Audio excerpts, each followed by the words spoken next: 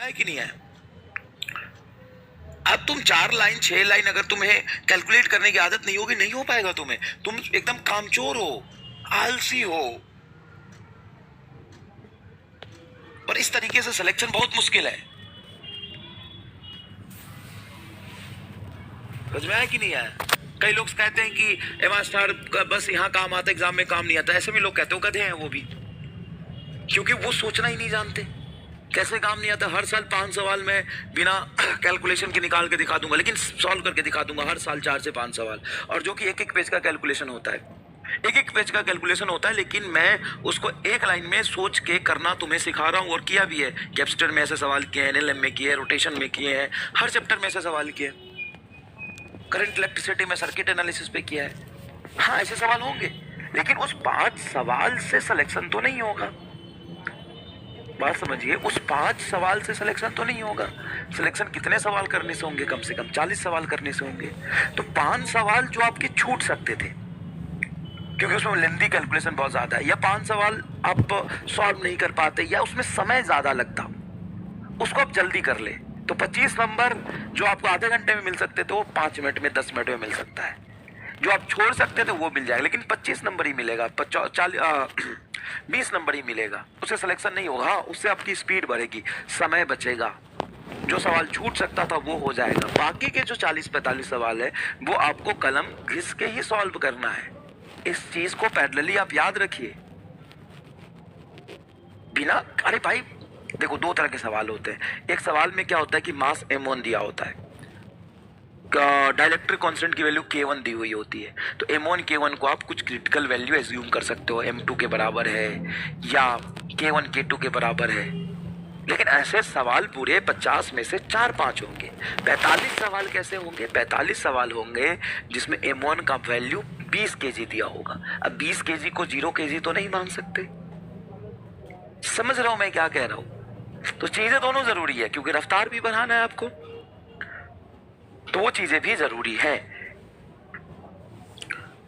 ऐसे ऐसे सवाल जो शायद आप नहीं कर पाते, बहुत लेंदी है, छोड़ के आते, लेकिन वो एमआई स्टार से आप सोच के कर सकते हो, तो वो सीखना बहुत जरूरी है। बेकार नहीं, वो बहुत जरूरी है, लेकिन उससे सिलेक्शन नहीं हो सकता।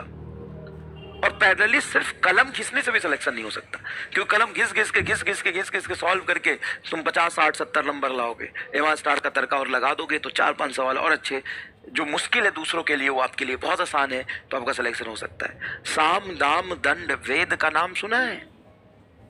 हर चीज जरूरी होता है, हर टेम्परामेंट जरूरी होता है जो आपको सक्सेस तक पहुंचाता है। कोई एक क्वालिटी या कोई एक सब्जेक्ट में महारत हासिल करके आप सिलेक्शन नहीं ले सकते। बायोलॉजी आपको बहुत अच्छे से आता है तो फिजिक्स भी आना चाहिए, केमिस्ट्री भी आना चाहिए।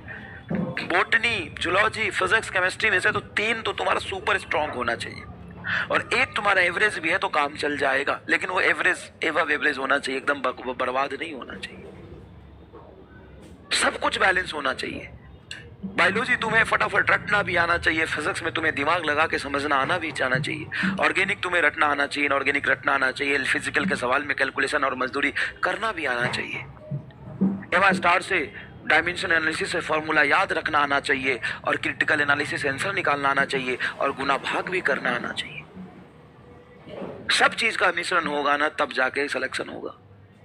एक चीज से कुछ नहीं होता है। अब बहुत मेहनती है लेकिन मंदबुद्धि है, याद नहीं रख पाते हैं, कंसंट्रेट नहीं कर पाते हैं, चीजों को रिलेट करके नहीं पढ़ते, स्मार्ट वर्क नहीं करते हैं, तो सिलेक्शन मुश्किल है। अब मेहनती बहुत है लेकिन स्मार्ट वर्क नहीं करते हैं तो सिलेक्शन मुश्किल है। लेकिन आप स्मार्ट वर्क करते हैं लेकिन मेहनती नहीं है तो भी सिलेक्शन नहीं होगा। बहुत स्मार्ट वर्क करेंगे, 2 घंटा पढ़ेंगे, मेहनती नहीं है, 6 घंटा बैठ के 8 घंटा नहीं पढ़ सकते हैं तो सिलेक्शन नहीं होगा। हर चीज जरूरी होता है, मेहनत भी जरूरी है, सिटिंग कैपेसिटी भी जरूरी है। 10-10 घंटा 12-12 घंटा बैठ के पढ़ने की क्षमता बनाओ। 2-2 घंटे पढ़ के नहीं होगा काम, 3-3 घंटे पढ़ के काम नहीं होगा। एक दिन में 5 लेक्चर कैसे रिकॉर्ड कर दिया? हाँ कर दिया। कोई भी देखो, काम जो मुश्किल होता है ना, वो वास्तविकता में मुश्किल और आसान काम कहीं नहीं होता है। कोई काम किसी के लिए बहुत मुश्किल होगा, वही काम किसी और के लिए बहुत आसान होगा। तुम्हें 2-2.5 घंटे पढ़ने का आदत है, तुम्हें पढ़ने में मन नहीं लगता है, तो ये काम तुम्हारे लिए बहुत मुश्किल है। लेकिन कोई 10-10 घंटा पढ़ रहा है, लगातार खींचे जा रहा है, खूब मेहनत कर रहा है, सवाल लगा रहा है, उसके लिए तो बहुत आसान है, उसके लिए तो ये बहुत मुश्किल है, इसका 3 गुना पढ़ना, तो इसके लिए वो लड़ रहा है, संघर्ष कर रहा है, और तुम यहीं पे अटके हो। तुम्हारा अगर इंटेंशन अच्छा है ना, तुम्हारा इंटेंशन अगर ऐसा है कि मुझे बस करना है, ये मत सोचो कि कैसे करना है, ये मत सोचो कि तुम थक रहे हो, तुम सोचो कि तुम फाइनल डेस्टिनेशन पे ध्यान दो कि मुझे ये करना है, यहाँ पर यहाँ तक पहुंचना है। तो रास्ते के छोटे छोटे कठिनाई और पेन से ना तुम डरोगे नहीं। बहुत मुश्किल होता है। देखो मैंने मतलब सैटरडे को 9 बजे से लेकर के 9-10 बजे से लेकर के संडे मॉर्निंग 9-10 बजे तक ना 5 लेक्चर पढ़ा दिए, 5 लेक्चर, 2-2 घंटे का एवरेज, मतलब 11 घंटे ऑन एन एवरेज पढ़ा दिए मैंने। आसान नहीं है, क्योंकि एक लेक्चर 11 घंटे का तो लेक्चर है, और ऑनलाइन में 11 घंटे का लेक्चर लेने के लिए ना कम से कम लगता है 18-19 घंटे, मतलब 19 घंटे लगातार काम करती है भाई। क्यों? 2 घंटे का लेक्चर में पीपीटी बनाना होता है, उसको सेव करना होता है, पीपीटी को अरेंज करना होता है, फिर उसको भेजना होता है, फिर दूसरे लेक्चर का कंटेंट तैयार करना, फिर उसका पीपीटी बनाना, फिर उसको लगाना, मतलब 2 घंटे के लेक्चर रिकॉर्ड करने में 3 घंटे मिनिमम लगते हैं। पीपीटी अरेंज करना, सेव करना, एक्सट्रैक्ट करना, थोड़ा बोर्ड को आराम देना, नहीं तो ये हैंग हो जाता है। 11 घंटे का लेक्चर करने में कम से कम नहीं तो 18-19 घंटे। अब 24 घंटे में 19 घंटे खड़े होके चिल्ला के पढ़ा दिया मैंने, तुमको पता भी नहीं चला। 19 घंटे लगातार, और तुम्हारी औकात ही नहीं है। 4 घंटे पढ़ के फैल जाते हो। 19 घंटे लगातार, 11 घंटे के लेक्चर रिकॉर्ड कर दिया, 19 घंटे लगातार। और देखो तुम अगर लास्ट लेक्चर भी देखोगे, उसमें उतनी एनर्जी से पढ़ा है, उतने ही कंसंट्रेशन से पढ़ा है। ऐसा नहीं तुम्हें लगेगा कि लास्ट लेक्चर भी मैं थका हुआ हूं। तो ये सब कैसे होता है? ये सब होता है अपने आप को समेटने से, डिस्ट्रैक्शन से अलग रखने से, फोकस्ड अपने गोल पे रखना है कि मुझे इतना तो करना है किसी भी कीमत पे, बस मुझे इतना करना है। बाहर मेरा पेट दर्द कर रहा है, बाथरूम आ गया, पेशाब लग रहा है, प्यास लग रहा है, पानी पी रहा है, टट्टी लग गया है, ये सब बहाने हैं तुम्हारे।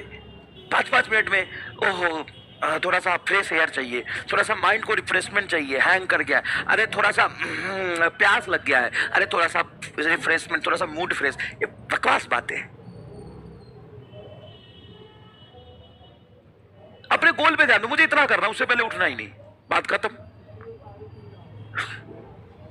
उठना ही नहीं।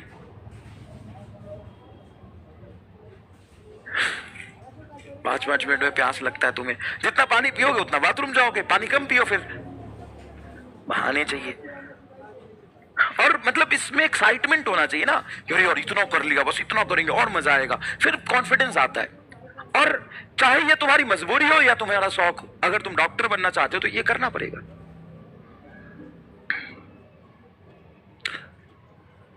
अगर तुम डॉक्टर बनना चाहते हो तो तुम करना पड़ेगा, ये तुम्हारी शौक हो या मजबूरी हो। साम दाम दंड भेद सब कुछ जरूरी है। समझ में आया कि नहीं आया?